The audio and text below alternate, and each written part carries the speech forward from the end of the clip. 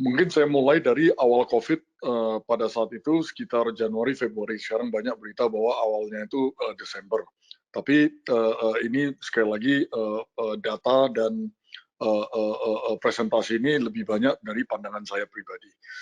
Nah, jadi ini di awal COVID periode Januari, Februari itu, negara terdampak yang sudah sangat jelas waktu itu periode itu adalah China dan Korea Selatan. Dan pada saat itu kami alami sebagai produsen lokal adalah sudah mulai banyak pembelian oleh donatur-donatur untuk tujuan ekspor. Kenapa saya garis bawahi kata pembelian tujuan ekspor? Karena dari teman-teman produsen pada saat itu belum banyak yang aktif untuk mencari potensi ekspor. Kami pada saat itu masih aman tentram periode Januari Februari itu, banyak di antara kami yang dideketin, di approach, dideketin oleh pembeli-pembeli yang akan membeli kemudian mengekspor tujuan bantuan atau penjualan lain sebagainya ke arah Asia Timur. Nah, jadi pada saat itu banyak trader dari Hong Kong, dari Singapura, bahkan trader dari China sekalipun yang membeli atau donatur-donatur yang membeli dan kemudian mengirim ke arah Asia Timur. Nah, kemudian tidak lama di masa yang sama terjadilah pemberhentian ekspor oleh negara-negara produsen bahan baku, antara lain China, Korea Selatan, Taiwan, dan India. Nah, pada saat itu produsen dalam negeri mulai mendapat berita dan mulai merasa bahwa pemesanan bahan baku sudah mulai bermasalah. Dan posisi kami sendiri pada saat itu, pabrik saya sendiri adalah ada sebagian yang kami pesan sebelum Imlek yang mestinya dikirim setelah Imlek itu tidak bisa dikirim.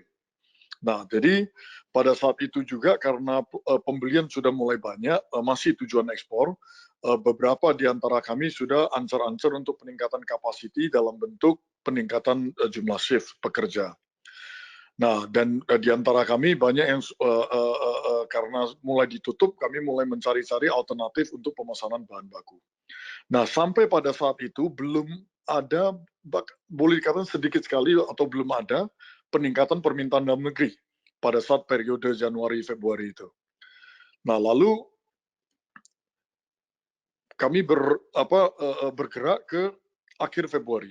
Di akhir Februari mulailah pada saat itu pengumuman atau pertengahan Februari pengumuman bahwa kasus pertama di Indonesia di daerah Depok yang kelompok Dansa itu. Nah, pada saat itu permintaan dalam negeri mulai meningkat, tetapi masih terbatas di produk masker dan di sektor konsumen.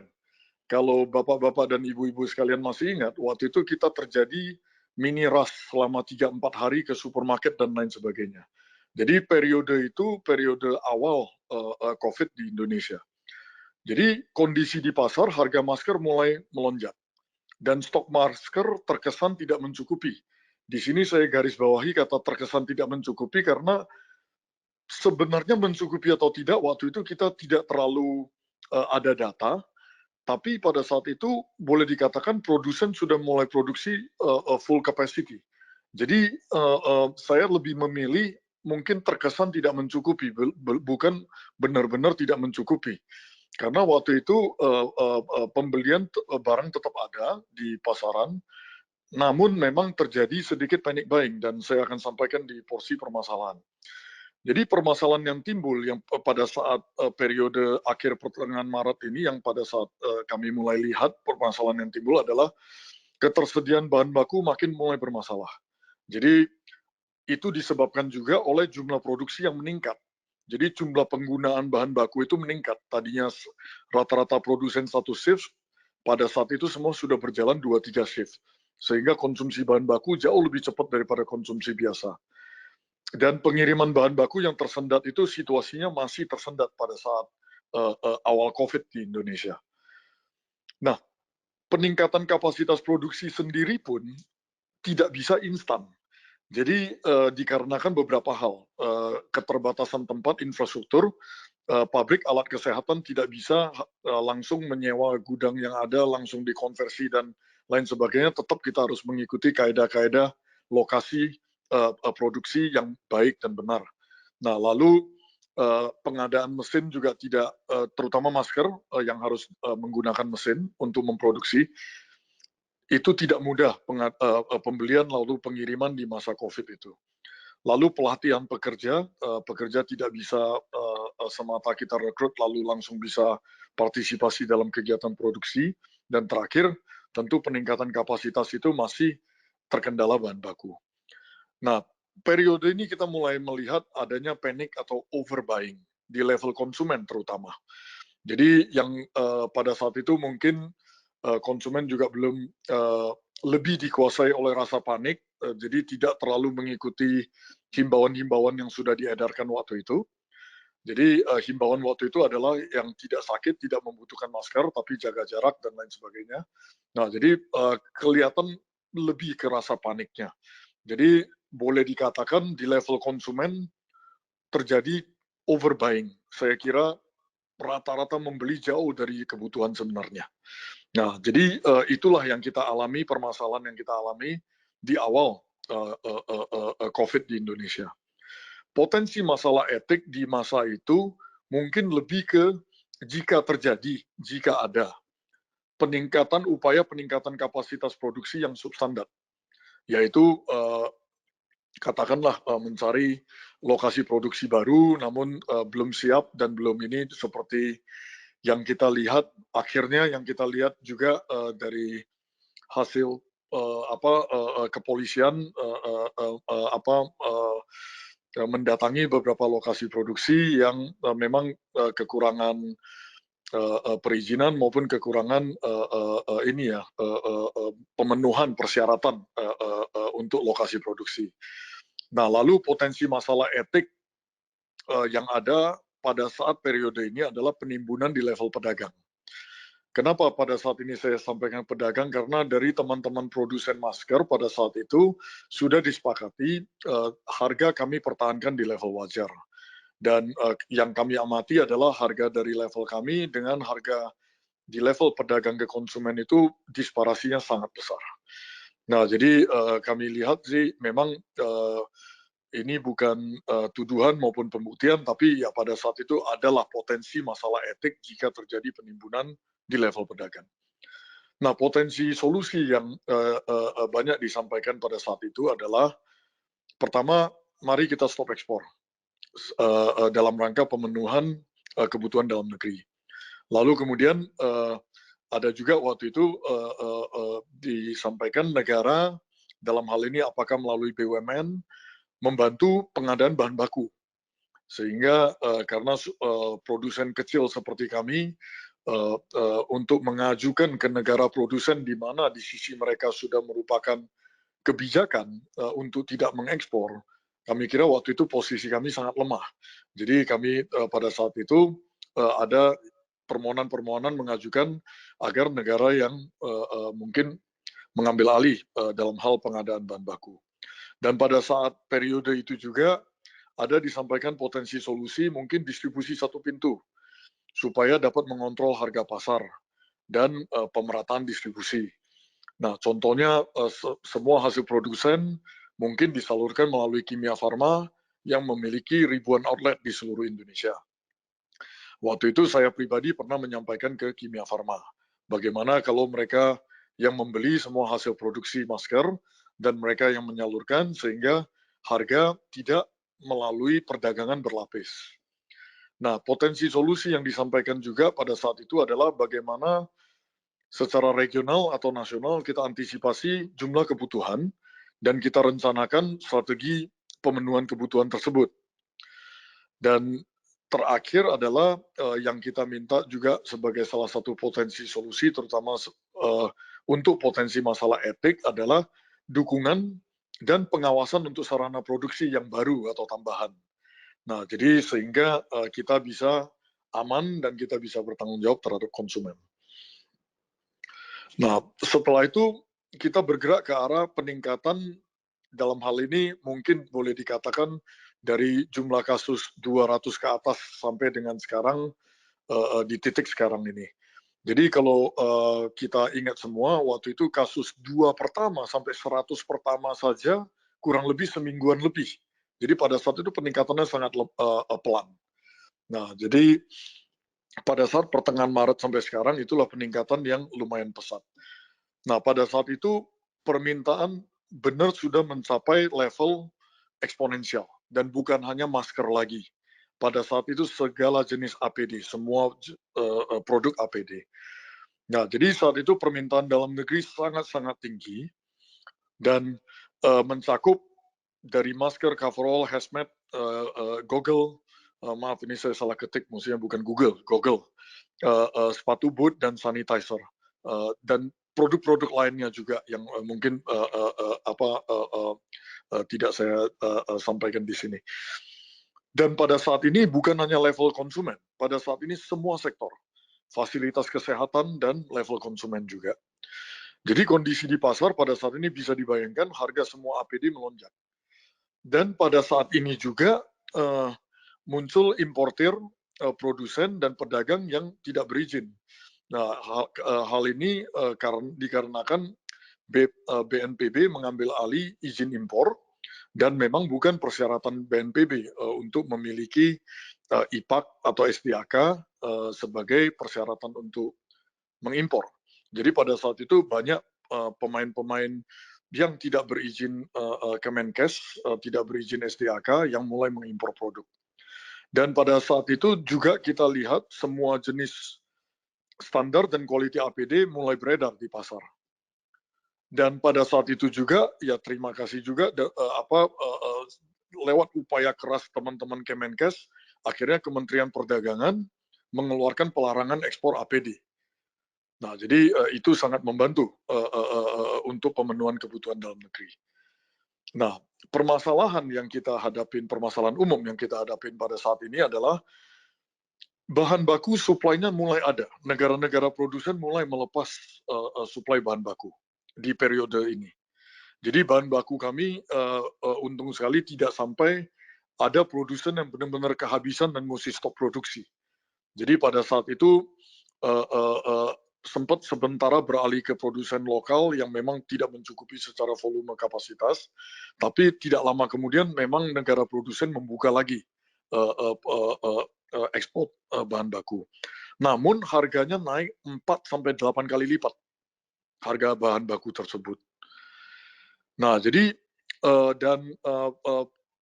permasalahan lain yang kita lihat saat itu juga pada saat itu belum adanya penetapan atau kurangnya komunikasi standar APD untuk setiap produk. Jadi pada saat itu ditambah dengan relaksasi impor oleh BNPB untuk pemenuhan kebutuhan, ya memang pada saat itu kita lihat produksi maupun importasi semua mengalami relaksasi dan sehingga standar yang diproduksi dan diimpor range-nya luar biasa. Jadi dari bahan berbeda maupun standar berbeda. Dan pada saat itu permasalahan yang lebih besar lagi adalah panic buying di semua level. Pada saat ini panic buying ini jauh melebihi panic buying di awal COVID itu. Nah, panic buying ini terjadi dan diperparah oleh kondisi yang saya menggunakan istilah saya multiple booking.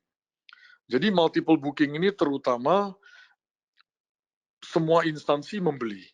Jadi ini saya hanya mendaftarkan beberapa instansi, tapi kita semua mengalami semua instansi dan khususnya donatur-donatur yang beritikat baik juga ikut membeli. Nah, dari pabrik saya pribadi sebisa mungkin saya mengurangi ke teman-teman donatur, saya sampaikan mungkin sebaiknya daripada Anda double booking, sebaiknya mungkin Anda salurkan aja berupa dana ke rumah sakit langsung dan rumah sakit membeli apa yang mereka butuhkan. Karena daripada rumah sakit membeli ke kami, Anda juga membeli ke kami, akhirnya kelihatannya demand luar biasa tinggi, tapi apakah demand-nya benar-benar setinggi itu, dan apakah yang donatur beli ini jujur bisa tiba di tempat yang benar-benar dibutuhkan. Karena data yang digunakan oleh donatur atau sumber datanya jelas berbeda dengan sumber data di Kemenkes yang saya kira jauh lebih lengkap dan jauh lebih mutakhir atau update gitu. Nah, jadi tapi ya tentunya ini tidak ada policy dan tidak ada ini lebih ke perusahaan masing-masing dan organisasi donatur masing-masing. Jadi pada saat periode itu bahkan sampai sekarang sudah jauh berkurang, tapi periode-periode awal pertengahan Maret sampai akhir Maret itu kita lihat banyak sekali yayasan-yayasan maupun perkumpulan teman-teman yang membeli. Bahkan kelompok-kelompok dokter atau perawat juga karena tidak cukup yang disiapkan oleh rumah sakit, mereka juga membeli pribadi. Nah, jadi sehingga memang terjadi banyak sekali multiple booking. Nah, di periode ini potensi, sekali lagi hanya potensi masalah etik yang bisa terjadi adalah ya pada saat impor langsung berbagai pihak yang banyak yang mengimpor langsung, memberi langsung ke pabrik-pabrik produsen. Nah, pada saat ini memang banyak yang melakukan tanpa izin STAK. Sekali lagi tidak diharuskan dalam skematik importasi relaksasi importasi di bawah BNPB.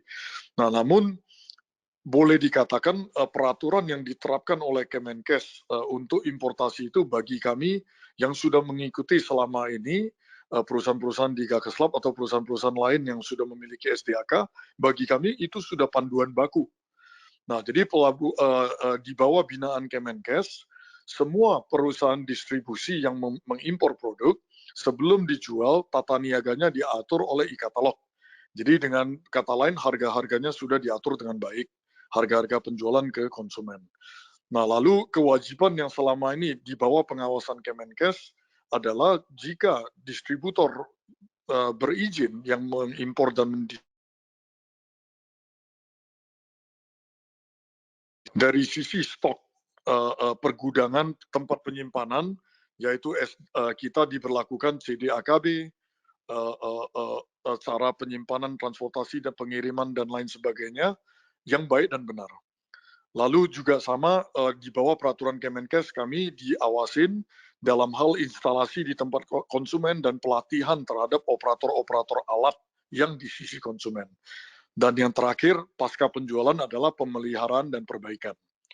Lalu secara tanggung jawab sebagai perusahaan berizin, kami semua diharuskan jika terjadi permasalahan legal maupun teknis, apakah itu terjadi recall terhadap produk oleh produsen dan lain sebagainya, kami menjadi titik tanggung jawabnya. Dan kami menjadi titik pelaksanaannya juga, pelaksanaan recall dan lain sebagainya. Nah, jadi pertanyaan etik di saat ini adalah jika terjadi relaksasi, apakah katakan pengimpor-pengimpor maupun distributor-distributor yang tidak di bawah pengawasan dan pembinaan Kemenkes ini, apakah mereka akan melakukan hal-hal yang sama juga dengan perusahaan-perusahaan yang sudah berizin STAK. Nah, itu satu hal. Kemudian oleh karena importasi dan lain sebagainya yang di bawah skematik relaksasi, penjualan online mulai terlihat terhadap produk-produk yang mungkin seyogyanya sebaiknya tidak dijual langsung secara online ke konsumen. Nah, jadi dan yang kami perhatikan juga penjualan di online ini tidak diikuti oleh penjelasan maupun manual yang cukup ini ya menjelaskan atau bertanggung jawab. Lalu kemudian dalam hal impor maupun produksi dan penjualan distribusi produk tanpa standar quality produk sehingga resiko bahaya bahkan fatal terhadap pengguna itu ada. Nah, jadi inilah kira-kira potensi permasalahan etik yang kami lihat di situasi sejak peningkatan COVID ini. Nah, potensi solusi yang kami ingin suarakan adalah mungkin segera kita lakukan, dan ini saya lihat sudah di beberapa produk sudah dilakukan, terutama produk APD coverall hazmat sudah dilakukan dan sudah diedarkan, penetapan dan pengawasan standar produk. Dan kalau bagi produsen-produsen baru seperti perusahaan tekstil maupun garment, mungkin ya harus dilakukan pembinaan dan pengawasan bahwa infrastruktur lingkungan produksi, cara produksi dan baik dan benar, penanganan produk jadi maupun bahan baku, dan lain sebagainya. Dan kemudian jika boleh kami mohon izin menyampaikan sekali lagi potensi solusi adalah mungkin semua mata rantai dari impor sampai distribusi itu kalau boleh dikembalikan ke pemain perusahaan-perusahaan yang sudah STAK. Saya tahu dalam menyuarakan ini banyak yang dikatakan, oh ini Anda minta monopoli. Bukan begitu. Perusahaan yang ada SDAK itu lebih dari 3.000 perusahaan. Jadi lebih dari 3.000 perusahaan tidak bisa dikatakan monopoli. Nah, jadi lebih dari 3.000 perusahaan ini berizin SDAK dan ini semua melalui proses pembinaan dan pengawasan oleh Kemenkes. Nah, jadi sekali lagi, jika melalui perusahaan-perusahaan ini, minimal perusahaan-perusahaan ini berkewajiban untuk melakukan apa yang tadi saya sampaikan. Jadi bagi saya karena situasi panik maupun kenaikan peningkatan volume dan lain sebagainya, tetap ya sebisa mungkin kita lakukan tetap di dalam koridor melalui perusahaan-perusahaan yang sudah pernah dilatih atau sudah pernah dibina oleh Kemenkes. Nah, kemudian mungkin sebagai potensi solusi terakhir yang ingin kami sampaikan adalah mungkin kita senantiasa melakukan pemetaan terhadap kebutuhan, perencanaan pengadaannya dan distribusinya, sehingga tidak terjadi multiple booking di rumah sakit tertentu dan mungkin under booking atau under stock di rumah sakit tertentu. Karena masa COVID ini masih sedang berjalan dan memang sudah ada model-model model-model matematika yang disampaikan oleh beberapa peneliti berbeda, ranging dari bulan Juni sampai Agustus untuk puncak dan mulai menurunnya masa COVID ini. Nah, jadi mungkin dari saya itu saja. Dengan segala kekurangan, saya mohon maaf sebesar-besarnya. Dan mungkin jika di akhir acara ini ada pertanyaan dan lain sebagainya, saya siap. Terima kasih banyak atas perhatian dan sudah semua peserta yang sudah meluangkan waktu. Terima kasih.